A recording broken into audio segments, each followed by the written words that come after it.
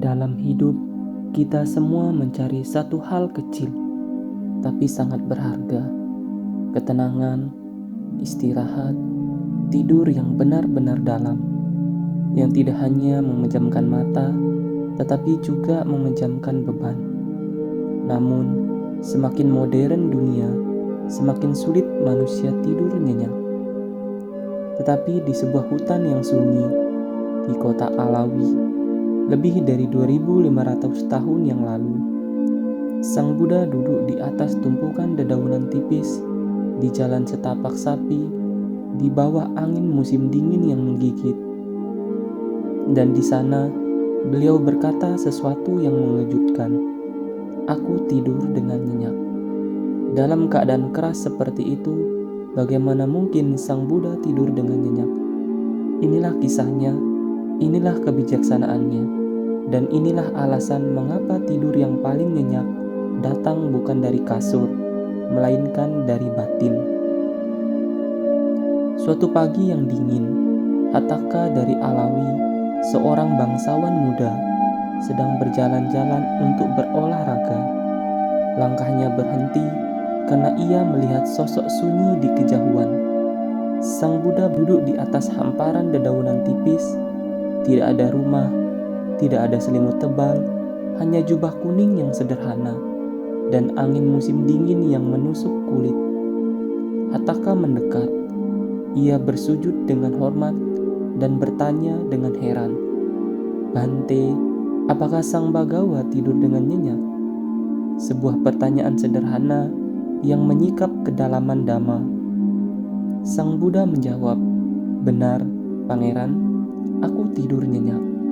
Jawaban itu mengejutkan Hataka, karena malam itu adalah musim dingin yang paling dingin.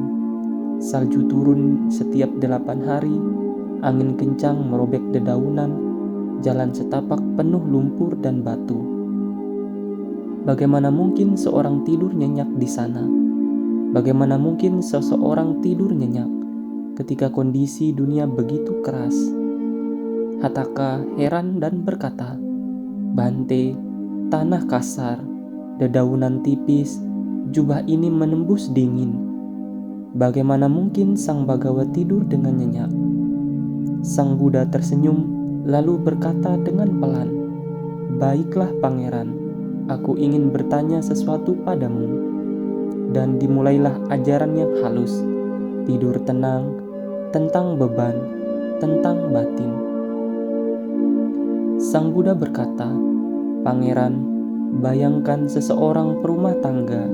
Ia memiliki rumah besar, beratap kuat, tertutup rapat, dipan yang empuk, selimut tebal, bantal merah di kanan dan kirinya, lampu minyak bersinar hangat, dan keempat istrinya melayaninya dengan cara yang sangat menyenangkan.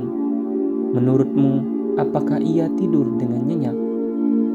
Hataka menjawab, "Ia akan tidur nyenyak, Bante."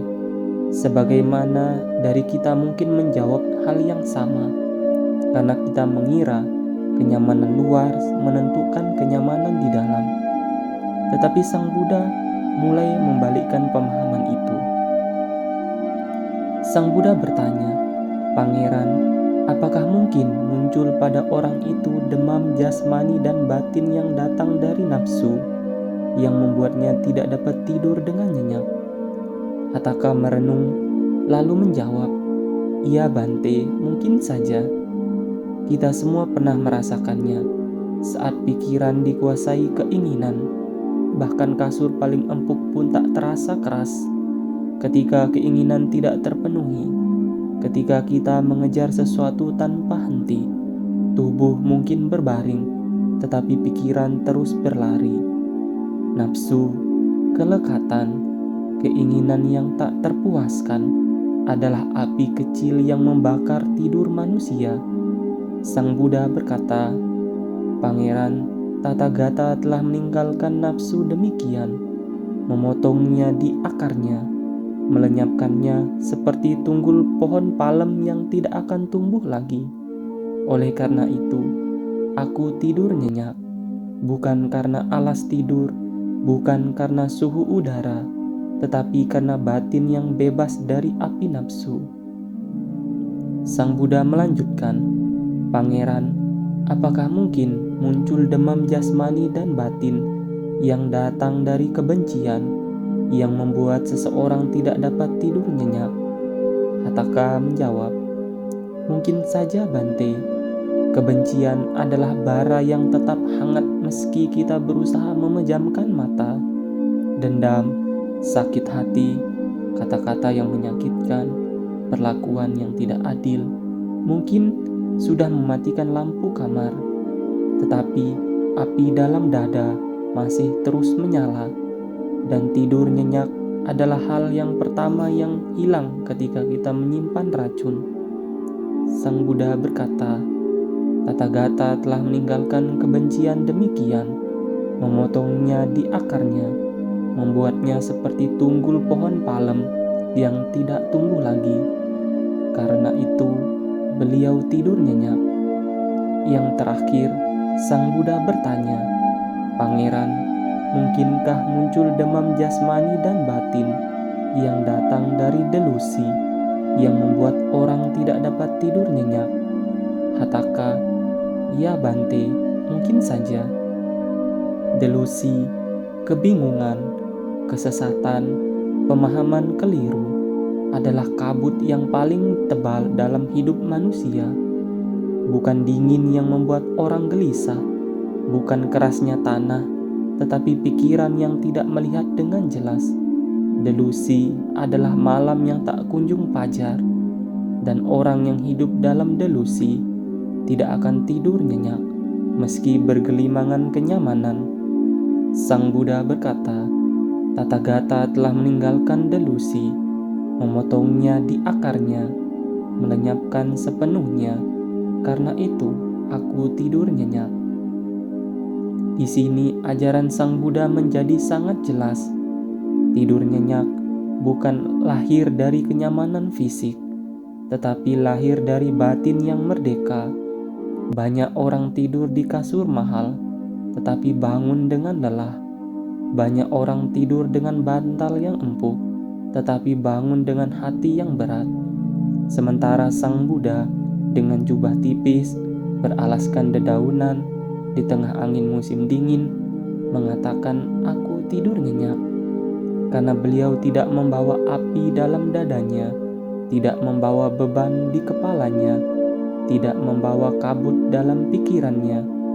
Sang Buddha kemudian menyampaikan syair ini, "Ia selalu tidur nyenyak Brahmana yang telah mencapai Nibbana, sejuk, tanpa perolehan, tidak ternoda oleh kenikmatan indria, setelah memotong segala kemelekatan, setelah melenyapkan kesedihan dalam batin, yang damai tidur nyenyak, setelah mencapai kedamaian pikiran." Tidur nyenyak bukan milik orang kaya, bukan milik orang kuat, bukan milik orang yang serba cukup. Tidur nyenyak adalah milik orang yang hatinya ringan, yang tidak digunjang nafsu, tidak dibakar kebencian, tidak ditelan delusi.